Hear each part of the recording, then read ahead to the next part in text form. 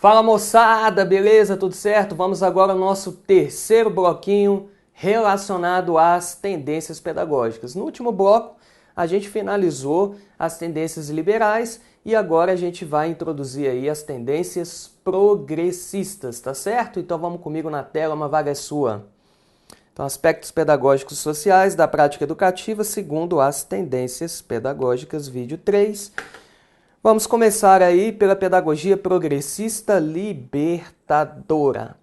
Então, a pedagogia progressista libertadora, no que se refere ao papel da escola, lembrando que a libertadora tem como grande influência a figura de Paulo Freire, tá certo? Paulo Freire que fez um paralelo importante entre a pedagogia bancária, que reflete a ótica do opressor, versus a pedagogia do oprimido, que já visa aí refletir os interesses, as expectativas, as vivências, ou seja, o currículo de uma classe menos favorecida socialmente e economicamente falando, né? Então, a principal manifestação da pedagogia progressista libertadora faz correlação com a figura de Paulo Freire. Bom, uma outra relação importante é a educação popular, principalmente no que tange às políticas, né, aos projetos que Paulo Freire empreendeu, no que se refere à alfabetização de educandos jovens e adultos, tá certo? Então, uma das bases aí importantes da educação popular, que começou nos anos 60 em nosso país e que tem uma relação direta aí, portanto, com a pedagogia progressista libertadora. Tá bacana? Tela. Olha aí. Então, o papel da escola visa levar professores e alunos a atingir um nível de consciência da realidade em que vivem na busca da transformação social. Que nível de consciência Paulo Freire denominou a este papel da escola, né, em promover um nível de consciência da realidade que faça com que nós possamos constituir sujeitos transformadores da realidade social? É a consciência transitiva. Muito cuidado com esse termo em prova, tá? Se falar consciência intransitiva, pega. Então, a consciência intransitiva, de certo modo, está associada a uma pedagogia de ordem bancária. O sujeito apolítico, o sujeito não reflexivo, não problematizador, enfim. Então, a intransitiva associada à pedagogia bancária. A consciência transitiva já associada a uma proposta pedagógica libertadora. Beleza? Conteúdos.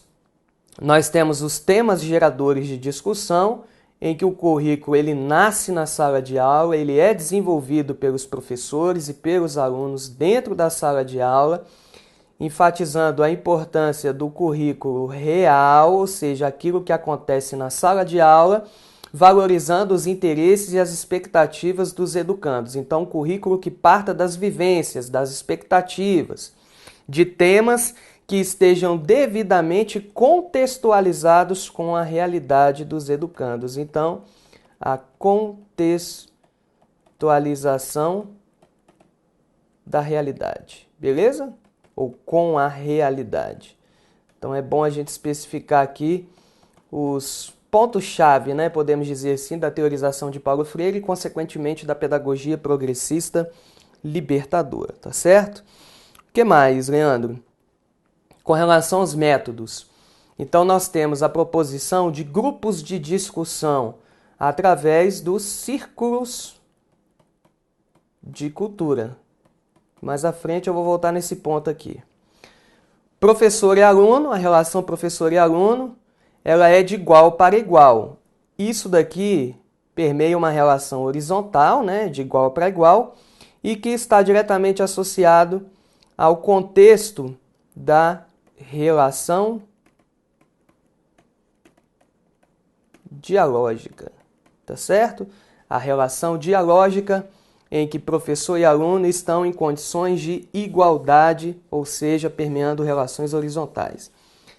No contexto da aprendizagem, nós temos resolução de situações problema, vinculadas, obviamente, à realidade, à contextualização da realidade dos educandos. E aí, dando sequência, mais alguns outros pontos. Falou de educação problematizadora na prova, libertadora. Visa a transformação da realidade social. Relação dialógica, professores e alunos em condição de quê? Igualdade. Ninguém educa ninguém, como ninguém educa a si mesmo. Nós nos educamos em comunhão, mediatizados por quem? Pelo mundo, Paulo Freire. Beleza, tela? O que mais? Professor visto como animador, os temas geradores, os círculos de cultura que promovem aí a horizontalidade na relação educador-educando, além da valorização das culturas locais e da oralidade. Então, vamos destacar esse último aqui, ó, valorização das culturas locais, assim como também da oralidade, porque valoriza as ideias, as percepções dos educandos, não é isso? Então, a fala não fica direcionada pelo professor, muito pelo contrário. O professor, ele é um animador da discussão, de modo um motivador, um incentivador, enfim, de modo que os educandos participem mais ativamente das discussões, dos debates, enfim, das proposições que serão empreendidas em sala de aula. Tela. O ciclo gnosiológico. Então, se aparecer esse termo aqui, que para muitos é um termo estranho, né? Isso também se associa à teoria de Paulo Freire e, consequentemente, à pedagogia progressista libertadora. Então, o que seria esse ciclo gnosiológico, Leandro? O momento de ensino e aprendizagem do conhecimento já existente e o momento de trabalhar a produção do conhecimento ainda não existente. Movimento que se dá entre o educador e o aprendiz. Então, a grosso modo, a gente pode fazer a correlação do ciclo gnosiológico com o quê? Não só com a busca, mas também com a construção e reconstrução do conhecimento. Até porque o termo gnosiológico vem lá do grego gnosis. Gnosis é conhecimento. Então, ou seja, gnosiologia, teoria do conhecimento, estudo do conhecimento. Então, o ciclo gnosiológico está justamente nesse processo de aprender, reaprender, construir, reconstruir saberes, tá certo? Então, envolvendo uma relação fortemente dialógica em que professores e alunos encontram-se em condição, portanto, de igualdade. Uma vaga é sua, tela, aqui. O que mais? Então, o paralelo que nós fizemos há pouco entre educação bancária e educação libertadora, lembrando que a educação bancária é um termozinho também corriqueiro em prova, então o ato educativo se confunde com o ato de depósito bancário, em que o professor deposita as informações lá no aluno. Então, ou seja, o professor ele se torna um agente transmissor, vulgo Aedes aegypti, e o aluno um mero que, Leandro? Receptor passivo das informações que são prestadas pelo docente. Então, a pedagogia bancária, ela tem todo um propósito tradicional, tá bacana? E aí Paulo Freire empreendeu a ótica da pedagogia do oprimido numa concepção libertadora de educação, de modo que o aluno passe a ser protagonista, deixando de ser um mero coadjuvante no processo de ensino-aprendizagem. Tela. E ele propõe questionamentos acerca das realidades, das relações do homem. Ó. Isso aqui já foi trecho de prova. Então, propõe questionamentos acerca das realidades das relações do homem com a natureza e com os outros homens. Então, a relação do homem com o meio e a relação do homem com os demais homens, visando a uma transformação. Não é à toa que, em se tratando de concepções filosóficas de educação, Esta pedagogia progressista libertadora se associa a uma concepção denominada de concepção transformadora. Então, muita atenção, se aparecer esse termo na prova, normalmente em questões que vão tratar das dimensões filosóficas, sociológicas e educacionais. Então, se aparecer esse termo, concepção transformadora, isso se integra diretamente à pedagogia progressista libertadora de Paulo Freire enquanto maior referência, tá bom? Vamos de novo para cá. Agora entrando na libertária, pedagogia progressista libertária. Então a libertária, em se tratando do papel da escola, nós temos aí a ideia da transformação da personalidade num sentido libertário e de autogestão. Quando se fala de sentido libertário, dar ao educando maior autonomia. Até porque a educação, ela se dá em diferentes espaços.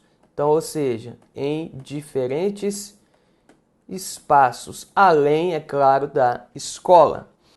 Com relação à autogestão, daqui a pouquinho eu vou dar aí o conceito, uma definição geral de autogestão para vocês entenderem melhor, tá bom? Então, de antemão, toda vez que aparecer na prova, autogestão ou concepção autogestionária, isso nos remete à pedagogia libertária, tá certo? Bom, como manifestações, nós temos principalmente as figuras de Miguel Arroyo e Celestin Freinet. A aprendizagem, falou lá, aprendizagem informal via grupo, libertária. A relação professor e aluno é uma relação não diretiva. O professor é um orientador e os alunos são livres. Nós temos aqui um exemplo que é a Escola da Ponte. A Escola da Ponte que fica lá em Porto, Portugal, na cidade do Porto, em Portugal. E que teve como grande idealizador a figura do José Pacheco, que hoje vive inclusive aqui no Brasil, tá? E que tem encabeçado aí vários projetos no país, procurando instituir projetos parecidos ou similares ao projeto da Escola da Ponte, que foi idealizado por ele lá em Portugal.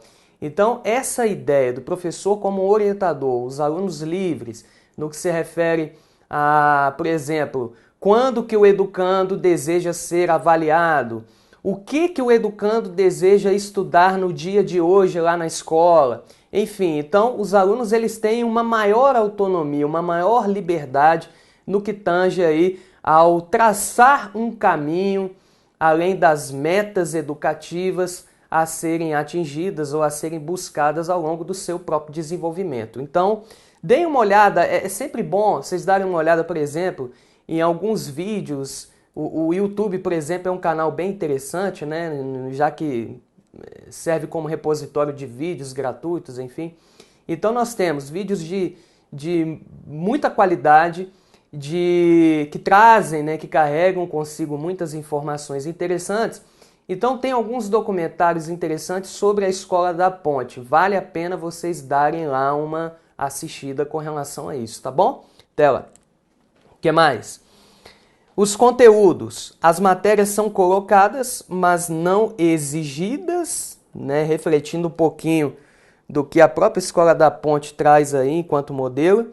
E como uma metodologia, a vivência grupal na forma de autogestão. Então, uma aprendizagem informal via grupo, constituindo as chamadas redes colaborativas de aprendizagem. E hoje, por exemplo, as tecnologias de informação e comunicação vêm contribuindo e muito, né, maciçamente para o empreendimento de redes colaborativas de aprendizagem. Beleza? O que mais? Aí, se falar na prova que a pedagogia progressista libertária tem correlação com ideais anarquistas, sem dúvida nenhuma, tá certo? Então tem uma relação direta com os ideais anarquistas e, como exemplo, o movimento anarquista francês,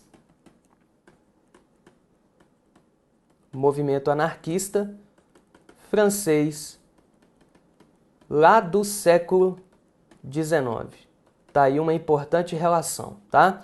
Então, ideais anarquistas, princípio do anti-autoritarismo, que é um dos lemas aí, né, um dos princípios das ideias anarquistas, assim como da autogestão.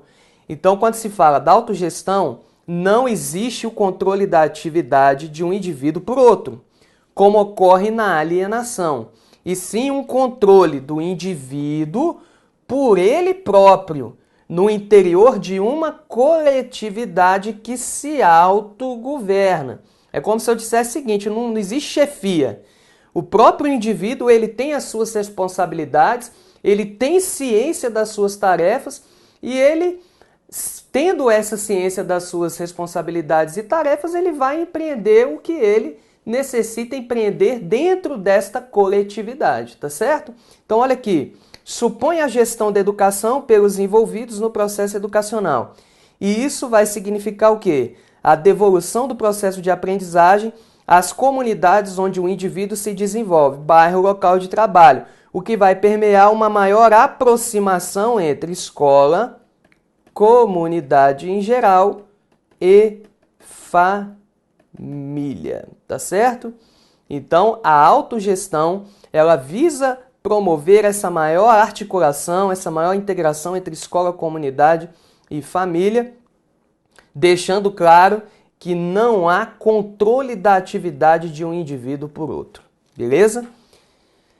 Bom, vistos as ideias principais aí da pedagogia progressista libertária, agora a gente parte para a pedagogia progressista crítico-social dos conteúdos. Como eu falei lá no vídeo 1, esse termo foi idealizado por José Carlos Libânio, que, com base na pedagogia histórico-crítica de Saviani, ele criou uma tendência pedagógica voltada para as questões da didática. Então, esse termo, pedagogia progressista crítico-social dos conteúdos, surgiu lá nos anos 80, tendo como Libânio a grande manifestação, além de Bernard Charlot, Macarenko, dentre outros. Papel da escola para a crítica social dos conteúdos. Difusão de conteúdos vivos e indissociáveis das realidades sociais. Então, um importante papel contextualizador do currículo, né? Então, a contextualização é um elemento importantíssimo dentro da pedagogia crítico-social. Difusão de conteúdos vivos e que tenham significado com as realidades dos educandos. Com relação aos conteúdos, é importante frisar a reavaliação dos mesmos, né, dos conteúdos culturais universais, ou seja, todos os conteúdos que foram incorporados, adquiridos, desenvolvidos ao longo da história humana, face às realidades sociais, ou seja, de acordo com o contexto atual da sociedade, nas questões políticas, nas questões econômicas, culturais, etc.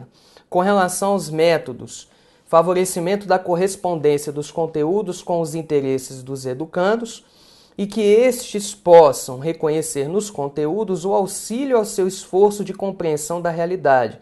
Então, aqui nós temos um importante conceito, inclusive frisado na teoria de Saviani, que consiste na prática social. Então, ou seja, a prática social que visa valorizar as expectativas, assim como as realidades, as diferentes realidades dos educandos. Professor-aluno, a relação professor e aluno. O aluno mais participativo e o professor como um mediador entre o saber e o aluno. E a aprendizagem, o conhecimento novo se apoia em uma estrutura cognitiva já existente. A aprender é desenvolver a capacidade. Então, esse conhecimento novo, só uma observação rápida aqui. Essa ideia do conhecimento novo que se apoia em uma estrutura cognitiva já existente é no sentido de que os novos saberes, eles poderão corroborar, reforçar aquilo que o educando já compreende acerca de um determinado assunto, como também os novos saberes poderão romper, quebrar paradigmas ideias prévias que o educando tinha e que a partir dos novos saberes ele acaba reconstruindo um novo conhecimento, um novo caminho, uma nova ideia, um novo percurso metodológico, tá certo? Tela. Aprender é desenvolver a capacidade de processar informações e lidar com os estímulos do ambiente. Então, nós temos aí essas especificações no que se refere à aprendizagem. O que mais, Leandro?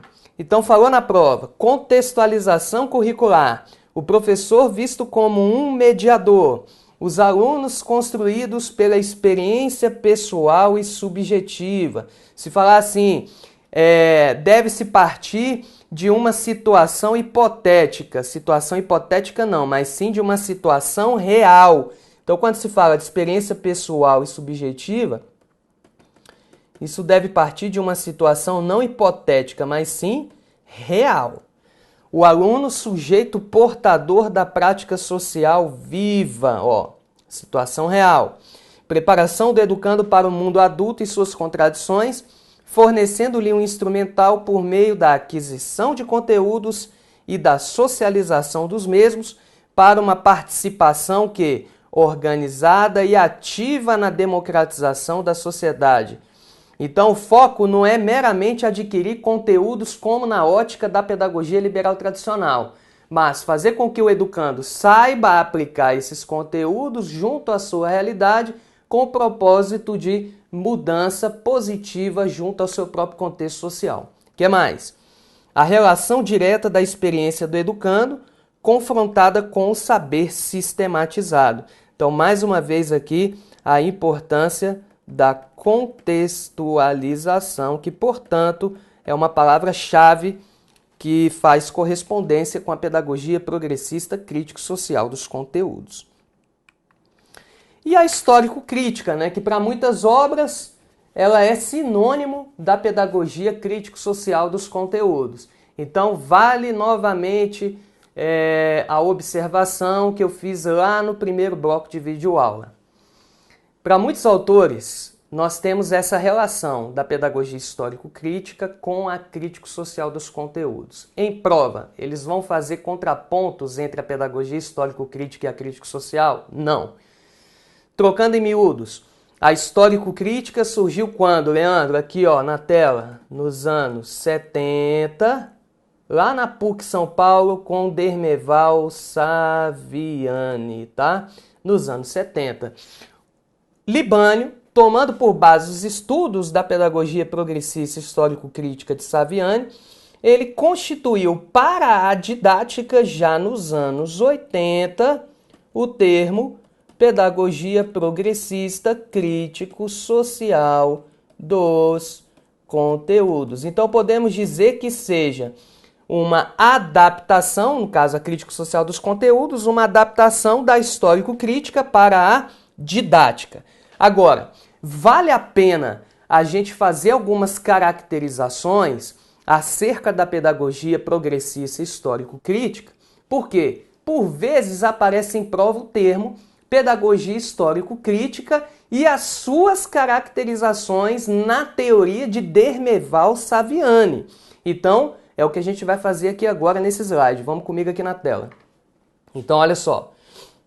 E quando a gente for fazer exercícios, vocês vão entender melhor isso daqui, tá?